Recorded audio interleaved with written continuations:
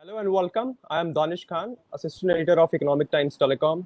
And as we all know that we have been working from home since last 50 or so days. And so one thing that telecom operators have ensured that we are always connected. We are always connected to our loved ones. We are able to execute tasks from our homes.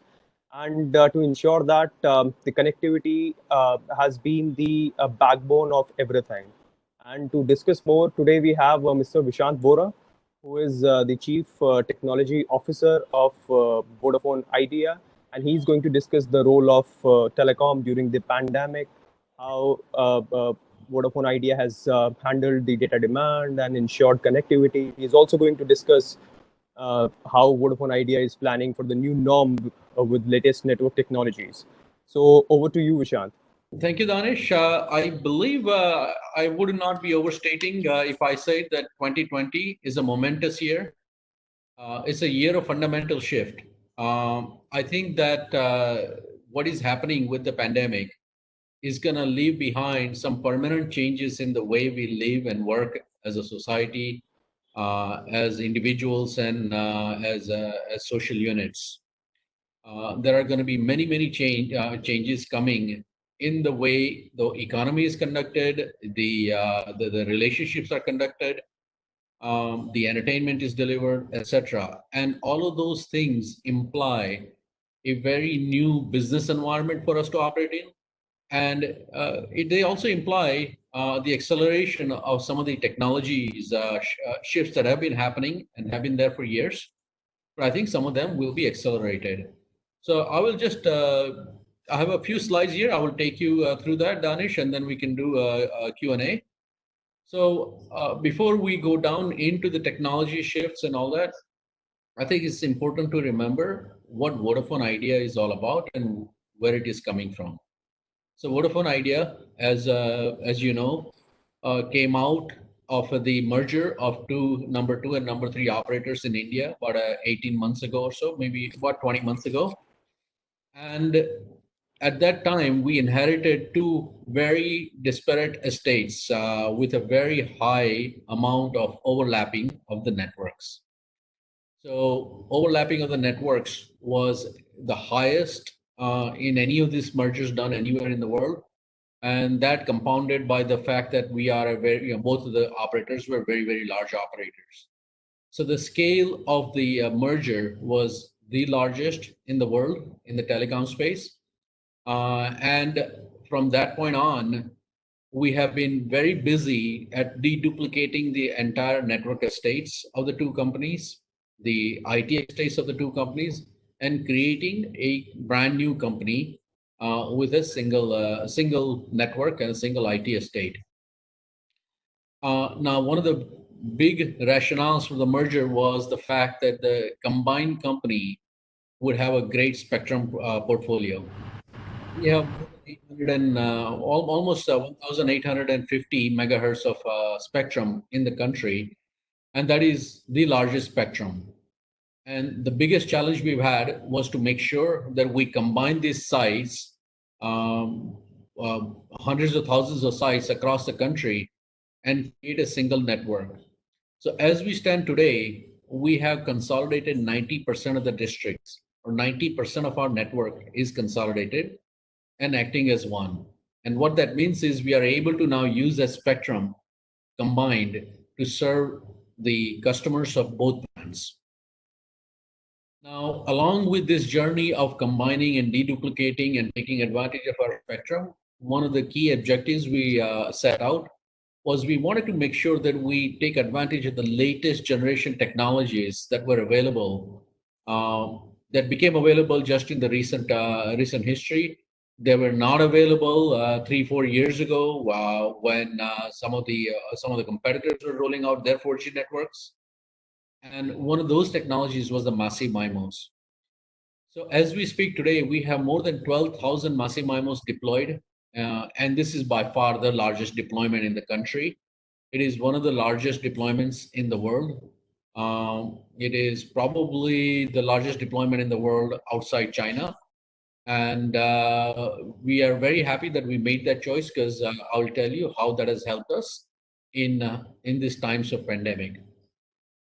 Then one of the other key things that we have been very, very busy doing in the last month and a half or so is adding a lot of capacity.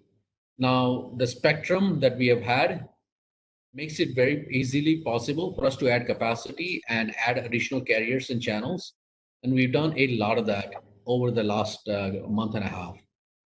So we've added more than 66,000 cells with more capacity within the first 3 to 4 weeks of the lockdown. And we are able to do that because of the spectrum advantage that we have. And we continue to do that as and when required. During this COVID lockdown, we have been very diligent about maintaining our network availability, because at times like this, the telecom network becomes the lifeline for many, many people. And we need to make sure that our network stays up. So we've been very busy doing that. Of course, no matter what kind of technologies you roll out, ultimately it all comes down to the people running that technology, the people deploying that technology, people operating and maintaining that technology. And I'm so proud of the team, the technology teams in Vodafone Idea, in what they have been able to do and the kind of sacrifices that they have made and the kind of dedication they have shown in these very, very difficult times.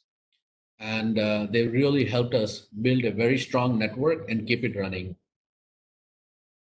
As with most other enterprises in the country, we had to overnight transition to work from home. And we were able to do that with because of a lot of the work that has happened in our IT as part of our transformation journey.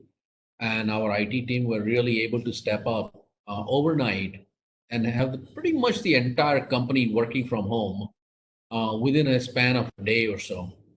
And that was massive amount of work, and it was done pretty smoothly. We've been able to do almost everything from home, and that has also led us to think about our own business and the way the whole society is functioning, and what that means in terms of trends going forward. And then we have had to upgrade our network, and most of the network upgrades have happened remotely, people working from homes, using their personal computers sometimes to log in. And the work that used to be done from our central big offices and all of that has been done remotely by a lot of these guys. So tremendous effort and tremendous progress. Now, some of the key reasons why we've been able to make this transition smoothly is because years ago, about 8 years ago, Vodafone, in the erstwhile Vodafone, we had started something called SNOC, or a super NOC. And as the two companies merged together, that SNOC has been expanded. So this super NOC is operating out of two locations in Pune and Hyderabad. And through this SNOC location, we've been able to do a lot of the upgrade work and other things for our network.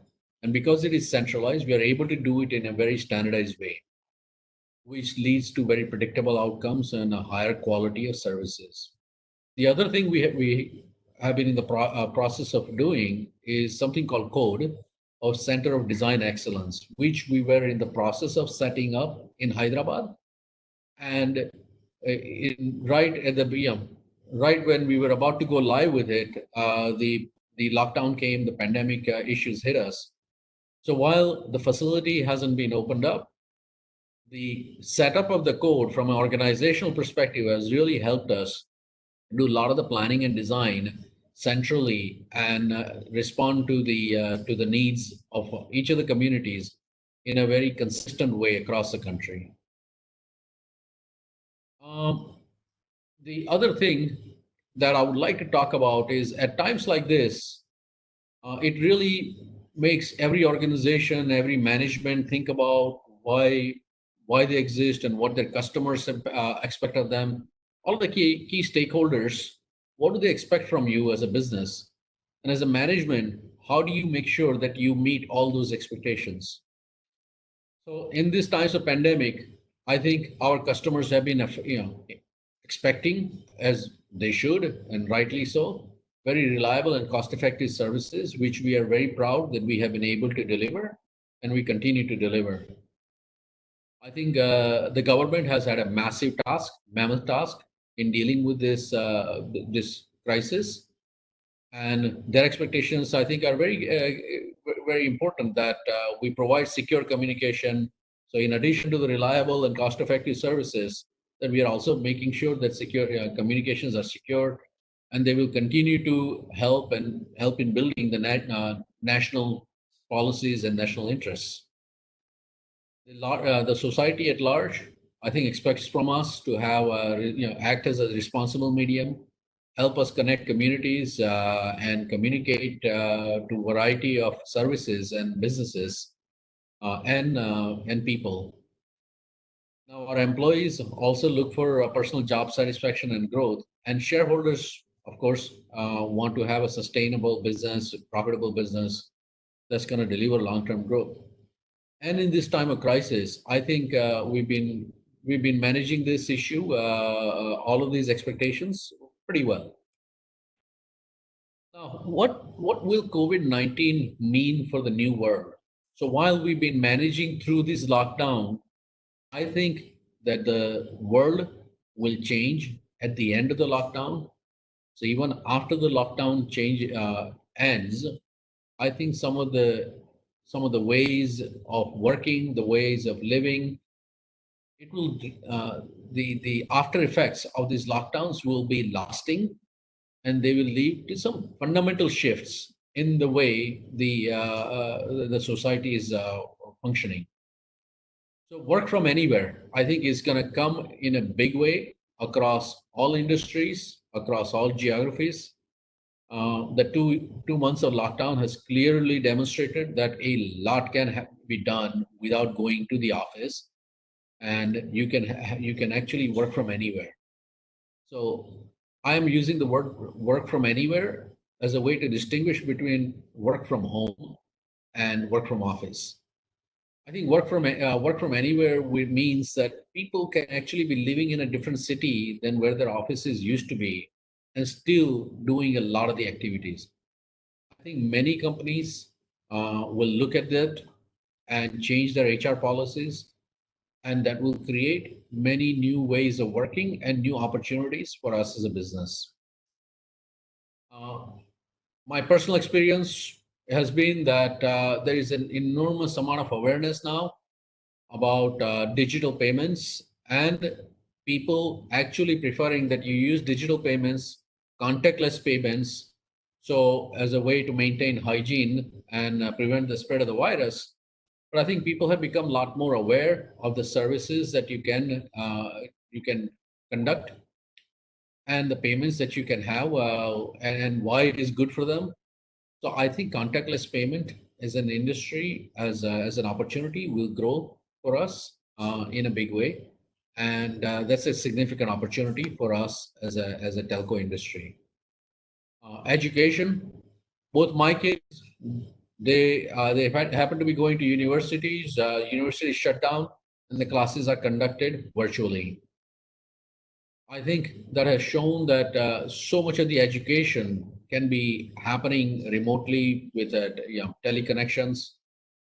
And I think that industry will change also in very fundamental ways. And I think it's also an opportunity for us as a telco on how we cater to that.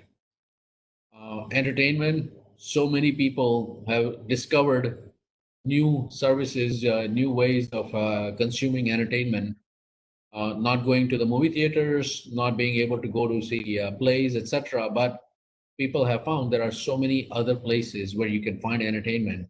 So I think that will change the way people are going to conduct themselves going forward and how they will consume entertainment. Telemedicine. Uh, I have personally had an experience where I was able to have a remote session with a doctor, and be diagnosed and prescribe medicine, etc. through telemedicine using my phone. And I think that has opened up so many possibilities. I think many people who would have been reluctant to try these things in the past suddenly would have discovered that this actually works, and it can work well. So I think that telemedicine will take on a big opportunity. And I think lastly, people become far more aware of where goods that they consume, where they come from, who has been handling them, uh, and how safe they are. Now, a lot of that has happened for the crisis management right now, but I think that awareness will linger, and I think that's a great opportunity for technologies such as blockchain, because blockchain can be a great way to establish the provenance and the chain of custody of goods. And the lingering effects of this crisis, I think, will create a lot of opportunities for blockchain. And why is blockchain important for a telco? I think it's very great opportunity for us because of some of the things we are doing with our cloud and other things in our network. And I believe telco, the technology, will be the enablers for this new normal way of living for the society. How has Vodafone Idea been getting ready for this new normal, which is getting accelerated because of the pandemic? So long ago, we, like many of our competitors and colleagues in the industry, recognize that digital is going to be a big trend and will affect pretty much everything in the economy and the society. So we started building a platform and we started building a network which is more than just a connectivity layer. The past has been that people have relied on telecom networks as to connect them, to help them connect with 2 points, whether to human beings or people to a business or people to a machine or machine to machine, but it was largely about connectivity. I think there is a great opportunity for the industry, for us as a business for sure, to really become a bit more than a connectivity layer. We can really become a platform. And what that means is that there is so much knowledge and power that we can bring because of our ability to run very complex networks and run very complex workloads, that we can create a very strong cloud computing platforms that can be very tightly linked with our networks and that can create new business opportunities. So I think that's the future for the industry, and I think that we are going to be well set for that. Um, Digital, cloud, and analytics are really like three sisters. They're all three of them are continuously reinforcing and enabling and driving the other two trends. So if you want to be digital business today, I think you're talking about running your services in the cloud, because only with cloud can you really have a truly scalable and instantly reconfigurable digital capability. And if you're going to be a digital business, you need to be immensely good at analytics. Now, if you want to do analytics, cloud is very, very important because you need to be able to scale up and down your compute capacity on the go. So those three trends are driving a lot of the opportunities. Now, what digital means also for our consumers is zero touch services. So things should really happen automatically. And if I have to touch it, I really would like to do it myself using my app.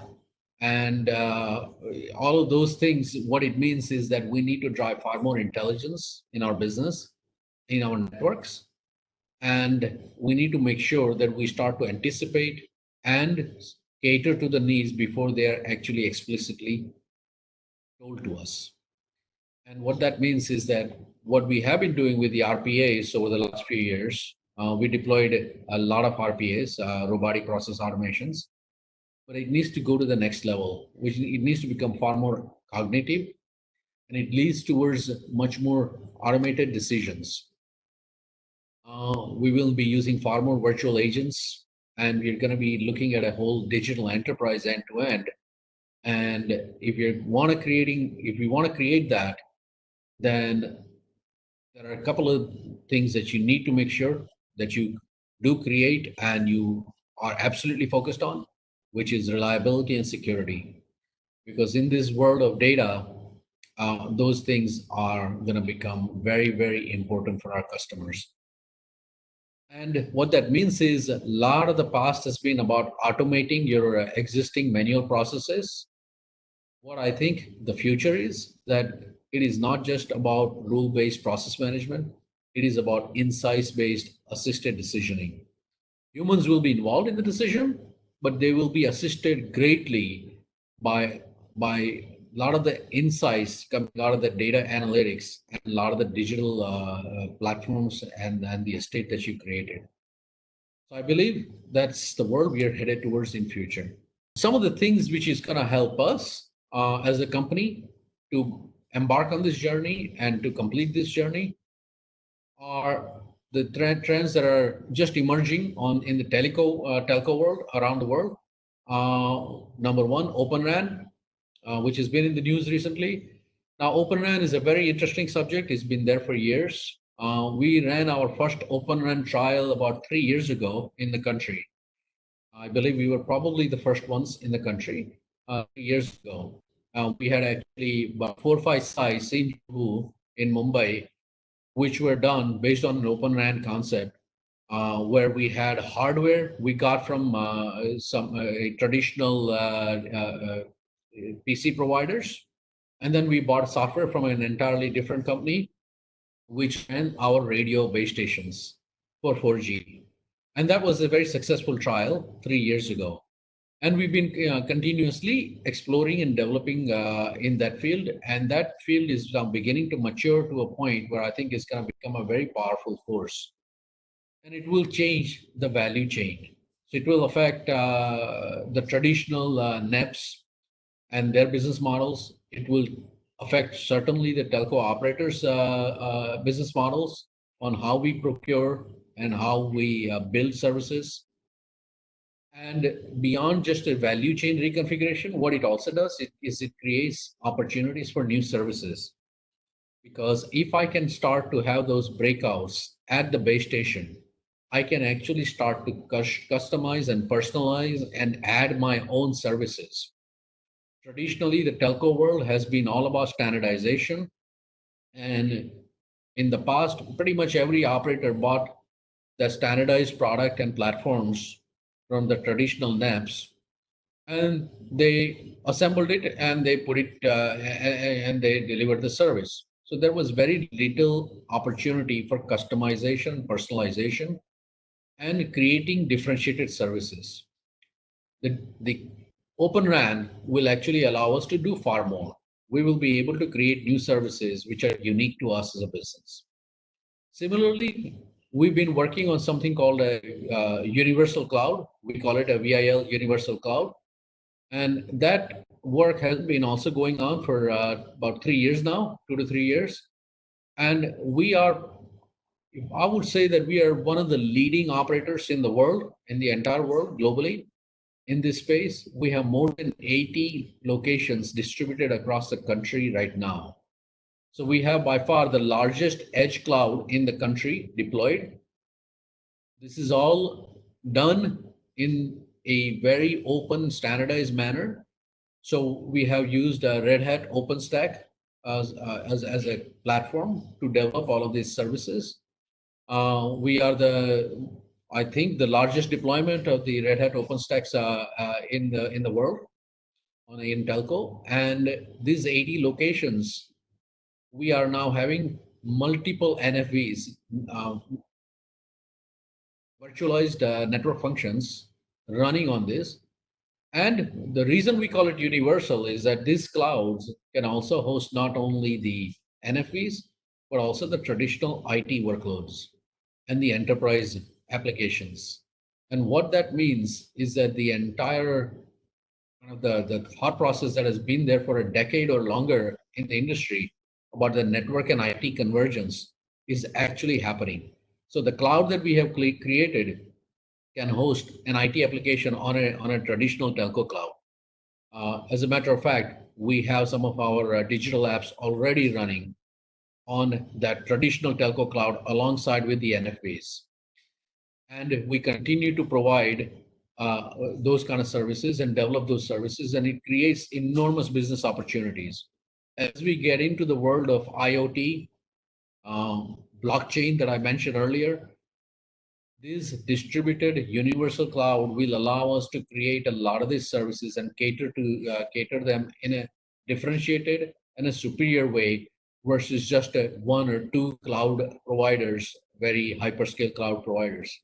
Because as you get this cloud closer to the edge, you improve the latencies, you save customers money because if they're doing some very heavy lifting, very heavy amount of data transmission, so video surveillance and those kind of services, then you can actually do a lot of processing at the edge, and you don't need to pay for all this huge bandwidth going all the way back across the country.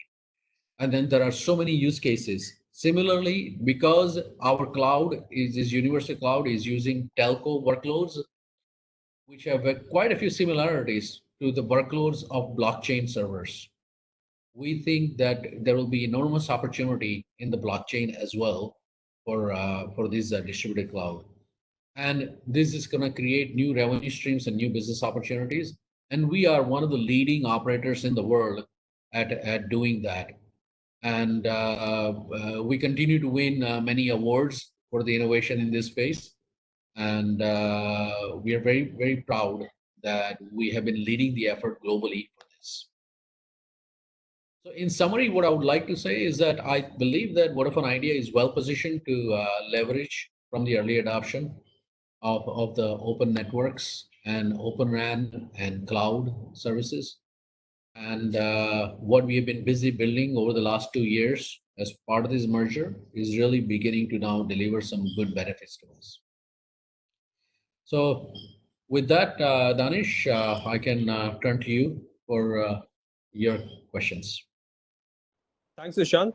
I think that was a very good presentation. So maybe I'll start with some questions. So obviously, you started your presentation by giving some sort of sense on how Vodafone Idea has been able to address or handle the data surge. You said that the Vodafone Idea experienced 1 year worth of data growth in a matter of a week. So now, has the demand stabilized? What sort of demand patterns are you seeing right now on Vodafone Idea network at the pan-India level? Yeah, I would say that the traffic has stabilized. And I think what we saw was in the initial days a huge surge because people were consuming a lot of entertainment content. And as I think people's lifestyles have adopted, and as people are doing more and more work from home, the overall demand in the traffic has stabilized, and we are able to cope with it quite well. Right. So are you also seeing more data demand coming from rural parts of the country? Because we have seen migration happening in the country. People have moved to tier 2, tier 3 towns or rural areas. Have you seen demand or data growth coming from those areas? So, Danish, I would say that while we've had increase in traffic across all the different geographies, uh, relatively speaking, the larger increase came from some of the smaller towns. So while the whole country, everywhere the traffic went up, the smaller towns of less than 10,000 people had a couple of percentage points higher of traffic growth. Right. And then obviously you talked about the technologies that the Vodafone Idea has implemented so far in the country, and obviously at the same time both the networks are getting integrated. So when it comes to handle the data demand, so did the preparation in the last 1 year helped, or now you have again started deploying more technologies, seeing that a different consumption pattern would emerge and you would require more capacity in networks? So, Danish, there are a couple of things. When the lockdown happened, not only did the overall volume go up of the traffic, the distribution of the traffic changed as well geographically. So, for example, South Mumbai and BKC, which used to be heavy areas because those are both business commercial areas, the traffic has actually gone down because the traffic shifted more to the residential areas of Mumbai. And this happened across the country. So we had to cater to this redistribution of the traffic across different geographies, and that was a big part of the effort. Now, along with the geographic distribution of the traffic, we also had redistribution of the traffic in the day. We typically get what in industry is called an M curve type of a traffic. So you get two peaks, one in the morning, one in the evening. What we saw with this was that it was not an M curve anymore. It was basically a flat curve. It was busy throughout the day for a much longer period of time. And that also meant that we needed to cater to this demand differently. So we had to reconfigure a lot of capacity and move it in the right places. Now, to some extent, we were helped by our massive MIMOs, because our massive MIMOs, we were able to take up to 8x of capacity for normal cell site. Because massive MIMO is a very cutting edge, actually developed for 5G technology that we have deployed in our 4G network.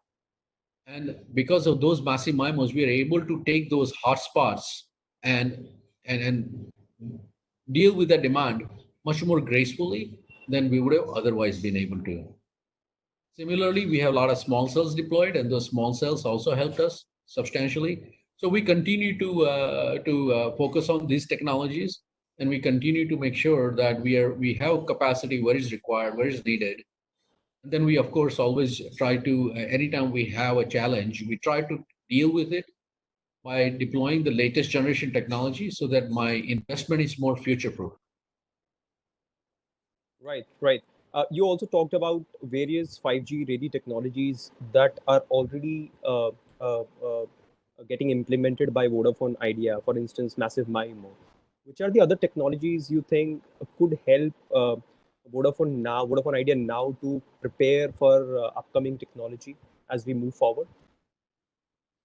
So I mentioned cloud. Cloud in the core is, I think, a game changer. I think, first of all, even in this crisis, because we had so much of our capacity in the core running on the cloud estate, that we were able to add capacity very, very rapidly. I don't think with the traditional bare metal solutions that could have been done as easily and as fast. So I think that has helped us, and it shows the scalability potential of the cloud services. Also, cloud is helping us because this what we are creating is a universal cloud. That same compute platform can be used for a lot of other services. So my investment now can be used for multiple other revenue streams as opposed to the pure connectivity revenue stream that was there in the past, which I think is a very important thing in terms of the new generation technologies. This is also, a lot of this is really 5G stuff that we actually deployed, those concepts and those architectures into our 4G network. I think another kind of interesting thing that is emerging is white box routers, which is, we spoke about Open RAN and the cloud, disaggregated cloud. Well, in the transmission, there is similar thing happening. So white box routers, whereby you buy hardware from one vendor and then you run software from another vendor, is also an emerging trend. And I think that's another interesting thing that we are working on, and we are developing that technology as well. Right, right. So you talked about cloud in detail, and you're saying that with the help of the cloud, you would be able to launch new services and products going forward. So when we talk about the cloud, is enterprise going to assume a larger role, because then obviously you have the flexibility, agility of the network. So enterprises will benefit more going ahead when it comes to your cloud deployment in the country. Yeah, absolutely, Danish. I think globally is now pretty well accepted trend that enterprises are going to have hybrid clouds, especially the large enterprises will have hybrid clouds. So what that means is they will use some of the large traditional OTT guys for their cloud functionality, but they will also use some of their own campus on-site clouds, as well as probably something in between, which is where we come in. because the large OTT guys, they have very, very large hyperscale clouds, which are going to be located in a few locations in the entire country. Then you have something right on your enterprise. And the distance between your enterprise and that national data center of a large OTT is very, very vast in many places. So what you need is a solution in between, and that in between is where my network actually operates. So that hybrid cloud is what we're going to make possible by making sure that our cloud is compatible with what the enterprises have on their on-premise, as well as making sure that it is also compatible with the larger OTT players. So you as an enterprise, as a business, should not have to worry which compute platform and which cloud you need to use. You use the one that kind of serves the best need. Right. So it's you have three different types of knives, and you use a different knife to kind of cut the vegetables, different knife to clean the fish, and a different knife to cut the meat. So we believe that we have a very nice sweet spot, and the advantages we bring is lower latency. So if you are an enterprise that is going to have a lot of IoT applications or latency sensitive applications, we got a proposition which I think will be unmatched, because my cloud is sitting right at the edge. If you have something like I said, if you have a very bandwidth heavy application, then you want to do a lot of that processing close to the edge. Once again, we can step in and really help you save on those bandwidth costs. If you are an enterprise that has need for a lot of the blockchain type of technologies, well, you can use the compute power we have sitting very close to you. So I think many enterprises will find these as very, very, very valuable offerings, and even even beyond the large enterprises, in the small and medium enterprises, I think some of these needs will be there, and I think we'll be very well positioned to serve that need. Right, right.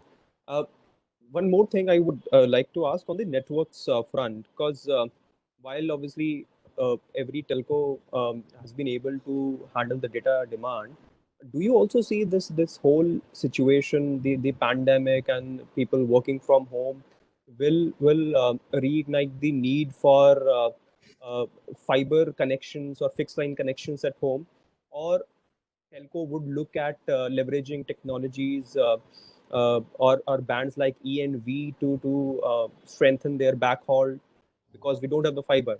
So, what could be the potential uh, uh, steps that telcos should take? Either deploy fiber or leverage the E and V band. So, what is your view on that?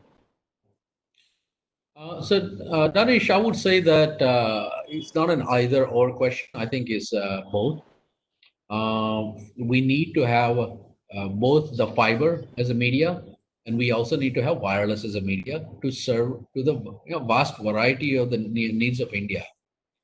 India has two-wheelers, three-wheelers, four-wheelers, and there is plenty of use cases for each one of those. Similarly, I think when it comes to backhaul, there are places where traditional microwave is sufficient. There are places where you can actually use the next gen microwave technology. We have been using something called XPEAK, and we also use Massive MIMO type of arrangements in that space as well. So that can be upgraded and become a viable solution. Beyond that, I think E and V band is very important. It's been on I think on the regulator's agenda for a while now. Across the world, many countries are now opening up that band. And I think that can be a very viable solution for India, because the distances are large in India. And I think wireless solution is always preferred in India because it's easier to maintain. It is far more mobile. So if you end up moving the location of your cell size or the customer, it's easier to have a wireless solution. So E and V band serves that need very, very well. And it also has a lot of spectrum, so it can give a lot of high capacity. Now, having said that, there is always a place for fiber in the dense urban areas, and that we will continue to deploy as and when needed. So I think there is need for all three things in India, because India is a very diverse country. and we need diverse solutions to serve the diverse needs. Sure. Yesterday, I was speaking to one of the global executives working with one of the vendor partners of yours, and he told me that at the global level, while video consumption has gone up, they've also seen a surge in voice traffic. So, while obviously we can say, and we now assume that in India the trend would be similar, and then other telcos have said that their voice over Wi-Fi service has helped them address that data voice calling surge a lot. So what is the plan of Vodafone Idea on that front? Do you think that is voice over Wi-Fi is one technology which will be beneficial in the longer run to ease a pressure of on the networks in the country? Listen, voice over Wi-Fi has been around for a while. It has got very little global adoption, and it hasn't really delivered a lot of the purported benefits it was supposed to deliver. So it has had a very slow uptake. Uh, we continue to assess the technology, and we will use it in very select places. My personal view is it's a very, very niche solution, and it is not a mass market solution. Speaking of ability to deal with the surge in traffic on voice and all that, we've been able to serve it quite well. We have not felt the need for voice over Wi-Fi to address that need. But I do believe that there are some very, very small niches where it can serve. So we continue to assess those and put it, as with all technology decisions, it's always choices you make. Do you do massive MIMO? Do you do small cells? Or do you put that energy and that time and resources to do something more niche, like voice over Wi-Fi? We made the choices which are serving us well for our organization. Sure, sure. You also talked about the focus on digital, going digital, and during your presentation, you talked about using automation to manage your sell sites and using bots to handle customer queries. Are we going to see more adoption of these technologies, automating the processes going forward? Absolutely. I think automation is required. What automation does is it first of all it makes your outcome very predictable and consistent. So no matter how clever and smart people you have, the reality is that we are all human beings, and we are not as consistent and predictable as computers will be. So routine, repetitive tasks are best handled through automation, and that's where we have deployed a lot of the RPA technology, and that has served us well. And what it also does is it also allows you to scale up very quickly the kind of work that you need to do, and so we've been able to do a lot of the work remotely because of the RPAs that we have deployed. I think the future is going to be much more where humans are going to do things that they're really great at, which is around creativity, which is around synthesizing diverse bits of information. So those are the kind of activities where I think humans continue to excel, and they will continue to be well required. So RPAs are going to be here, but beyond that, I think the digital, what it really means is you get to a point where that insights coming out of that digital platform are leading to a much more powerful decision, much more impactful decision. And that's where the human beings will always be there. So a lot of this technology will assist humans in making those decisions. Sure. My next question is on the 5G technology. Vodafone Idea already has a lot of 5G component in the network. So, in future, what is going to be the main driver for 5G service or technology in the country? Is it going to be the wireless demand coming from the consumer, or industrial IoT or Industry 4.0 that is going to drive the need? What is going to be the main driver for 5G technology going ahead? I think one has to keep in context how much of these advantages of 5G versus 4G can be done by doing what I call 4G plus, which is what we have been doing. We are doing 4G plus. So a lot of the 5G technology and solutions, we are bringing them into our 4G. And with that, we've been able to reduce latencies, which is one of the big benefits of 5G technology. We've been able to do a lot of the scaling up of our platforms much more rapidly, much more flexibly. So some of those benefits are coming into 4G anyways, because that technology can be adapted for 4G. Having said that, I think there are some specific use cases. If you are into virtual reality or augmented reality, those kind of applications in consumer will be important. I think some IoT type of applications can require 5G. Now, if you're doing remote surgery, for example, there's a doctor standing, 500 miles away and doing a surgery in a remote town. For sure, you need low latency networks, and you will probably need something like 5G. If you have autonomous driving, and then for that you need 5G. So when I look at India and what India's needs are, the need of the hour for India today, I think, is not in those spaces. For sure, is there a market for virtual reality games in India? There is. But is that really the biggest need? I do not believe so. Autonomous cars in India, I do not see that happening anytime soon. And by the way, I'd be very happy to be proved wrong, but I do not believe Indian roads and the way we drive leads us to actually have autonomous driving vehicles anytime soon.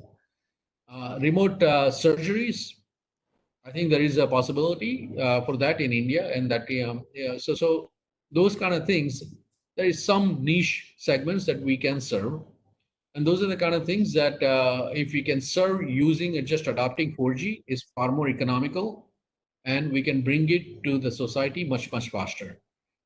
So I think we need to really develop. In summary, I would say we need to develop India-specific use cases for 5G and make sure those use cases deliver the economic value, not only to us as an organization, but to the society at large, which would justify making such large investments. Sure, sure. So, Vishant, let's take some questions from the audience. I think a lot of questions have started pouring in. So, I'm taking some of the questions which you can answer. So, one of the gentlemen asks, what is the future of older technologies like 2G and 3G in the country?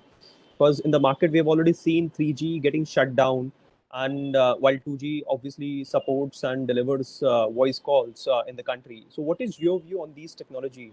Is 4G going to be the most important technology in the country? I believe 4G is going to be very, very important. That's where the growth is. And that's where large part of the investments will happen. Having said that, I think there is going to be a long time before India retires 2G at all. There is a very large part of the population which still has basic feature handsets, and 2G is very, very important and critical.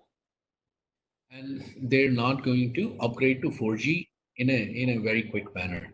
So I think 2G has a very long future. Now, in case of Vodafone Idea, as I said, because we were making some very future-proof decisions when we started this journey of merging the networks and expanding our 4G network, we have done some unique things. So, for example, we have developed something called dynamic spectrum refarming. And what that does is it allows me to use the same spectrum, 2G and 4G, can be catered using the same spectrum. And I don't need to then retire any specific technology. So I have DSR, dynamic spectrum refarming, deployed in thousands of sites across the country. So depending on the traffic profile, that spectrum is being used partially by 4G and partially by 2G at the same time. And because of this DSR technology, we are able to manage the transition between 2G and 4G far more gracefully. And that has really helped us. With respect to 3G, I think 3G is a technology that will probably be retired earlier than 2G. But once again, I think we have, well, I know we were the first operator in the world that did 2G, 3G DSR 3-4 years ago. We did it in Kerala. And we also continue to explore those kind of opportunities to make sure that we most efficiently use spectrum for the right technology. And one of the key things why 2G will outlast 3G is that there are a lot of point of sale devices. The kind of devices that you see when you go to the restaurants and they're using to process the payments with your credit card, those are all using 2G connectivity. Most of them are.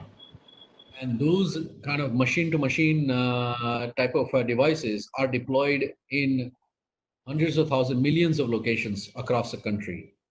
And those aren't going to get swapped out anytime soon. And for that reason, 2G will outlast 3G. Right. So the next question is on your Open RAN strategy. Obviously, you were the first one to do the trials, and you now are devising a full-fledged strategy with vendors like Mavenir. So in future, how do you see this relationship with your traditional vendors and your Open RAN strategy, like where nobody owns everything? And is not limited to a single company or a set of companies. How do you see your Open RAN strategy evolving going ahead?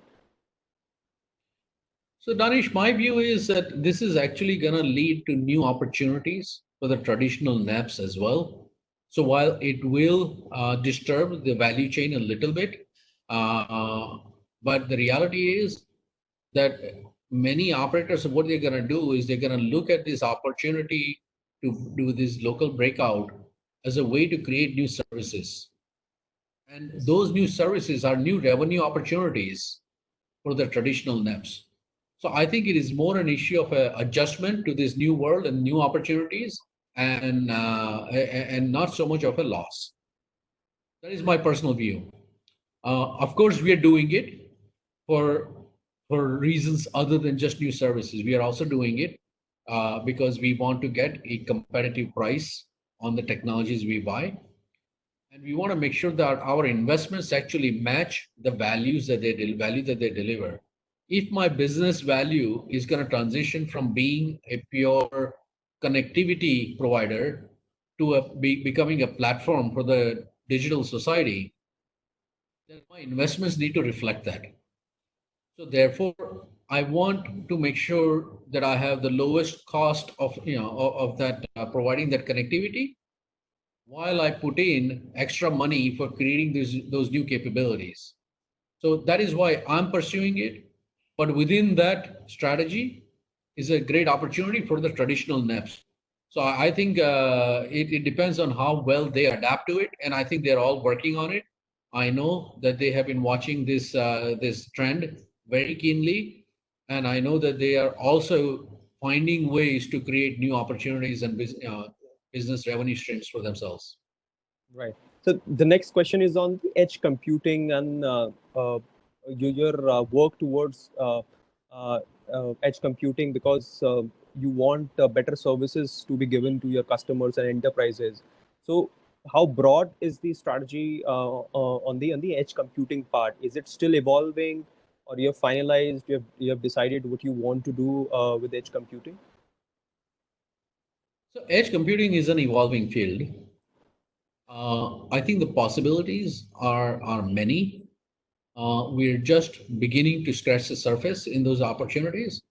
We think we have a head start versus many of the other operators in the world. And what that lets us do is it helps us establish a new ecosystem, new partner ecosystem for those new business opportunities, and we become much more attractive for those new age players. And that's what we are focusing on. We are looking at partnering with these new cutting edge technology players to create new revenue streams for themselves and for ourselves. And I think in the next 12 months or so, we will see a lot of new revenue streams established in the next 12 to 18 months, I believe many new business opportunities will come our way. And the people who have a head start, I think will benefit greatly from that. Sure, sure. The next question is on the networks part. So currently, which area of the network is taking importance? Is it the radio or is it the core? While we know that on the radio part, we have seen the integration taking place and massive MIMO and other technologies getting deployed, is core also getting equal amount of importance? Absolutely. I think you hit the nail on the head. I don't think any operator in the world can actually afford to ignore one for the other, because I think there is transformation happening in both those areas. Most telcos will be spending the largest amount of their capex in the radio domain, and most telcos in the world have an enormous pressure to make sure that cost of connectivity come down.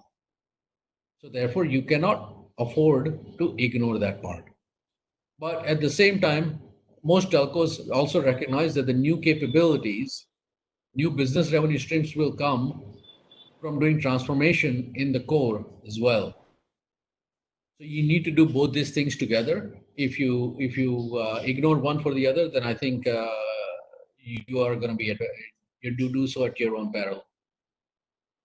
Right, right. The next question is on SDN and NFV, these new technologies as you virtualize your networks.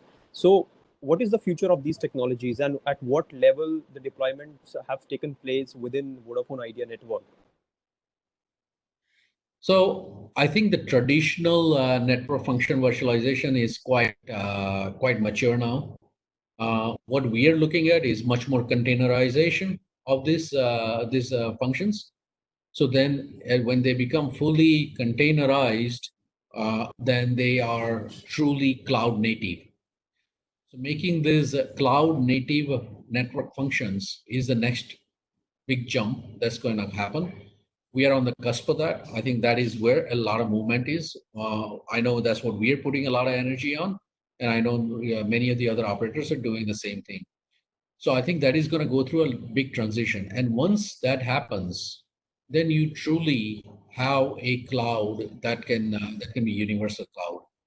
And then I think we are probably 6 to 12 months away from having a major shift happen in that area. Sure. I think the time is almost up. Any last concluding comments, Vishant, that you would like to make on the Indian Telecom or anything on the Vodafone Idea front? Any last concluding comment? No, I would say that Danish, we are very excited with the new opportunities, and we continue to focus on serving our customers. I think we talked a lot about technology. I mean, of course, that is what I do. But to me, technology ultimately exists to serve the business interest, to serve the customers, and meet the expectations that I laid out in my second slide from all our stakeholders. So no, I never view technology as a separate decision. To me, it's a business decision. Anytime you're investing billions of dollars, it is a business decision. So making sure that we look at technology decisions as business decisions is what I would encourage. A lot of because I see many of the questions were technical questions, but I would encourage everybody watching that think about technology more as a business. And I think there is so much opportunity, and so much of the business is going to be driven by technology, that as technologists, it's our responsibility that we help guide those business decisions, and we help drive that business growth through our technology know-how. Sure. So I guess Vishant, on that note, let's conclude this. I hope that telecom industry in India emerges victorious after this pandemic era, and we hope that there are better technologies and services that the industry would see. On that note, Vishant, thank you very much for this amazing presentation and taking all the questions from me and audience. And really thankful, and thanks for your time, Vishant. Thank you very much. Thank you, Danish, for having me. It's been a pleasure speaking with you and talking to your audience. Thank you, Vishant. Thank you very much.